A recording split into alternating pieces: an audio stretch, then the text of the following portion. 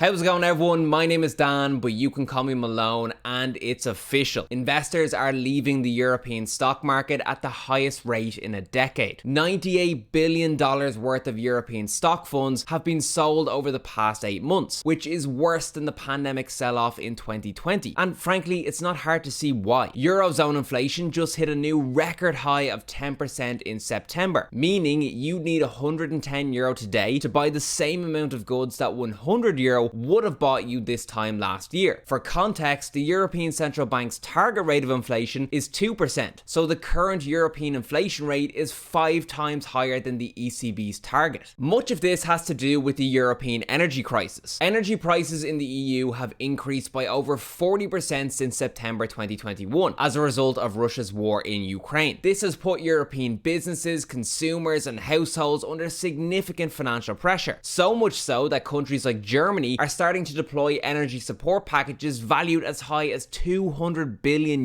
Governments are scrambling to introduce initiatives which will help people survive the cost of living crisis, while also trying to avoid a situation like what's happening in the UK, where overly generous support from the government has threatened the financial stability of the nation and its currency. Meanwhile, you have the European Central Bank gearing up for another round of interest rate hikes in October. The ECB has so far increased rates in the Eurozone from 0% to 1.25% in response to inflation. However, with September's inflation data being the highest on record, it's very likely that the ECB will be considering much higher rate increases. So with all of that being said, let's talk about the factors which could send Europe into the next Great Depression and what all of this could mean for the global economy. Before we do, can I ask that you take just 2 seconds out of your day to make sure that this video isn't depressed by leaving a like and commenting down below with the number one biggest change that you've seen in your day-to-day expenses as a result of the cost of living crisis. If you're new around here, don't forget to subscribe, and let's get into the video. Alright, so starting with the European stock market, the Stoxx Europe 600 index was down over 6% in September alone, before recovering to just under 5%. This index measures the stock price performance of 600 companies across 17 countries within the European region, so it's a pretty good representation of the European stock market as a whole. Recently, this particular index fell into bear market territory, meaning its value fell to a point where it was 20% lower than its last all-time high, which was in November 2021. This is significant because A, bear markets aren't common, and B, it shows how negative investors are feeling towards European stocks. HSBC has warned American investors to steer clear of European stocks altogether, even though on paper, the European stock market is cheaper than the US market. Their rationale is that the cheaper valuations don't compensate for the additional risk that you're taking. What risks are they talking about? Well, for starters, Europe has an unprecedented energy crisis on its hands, and it's not going away anytime soon. In 2021, it's estimated that the European Union and United Kingdom collectively imported $43.4 billion worth of natural gas, $35.7 billion worth of gasoline and diesel, and $68.7 billion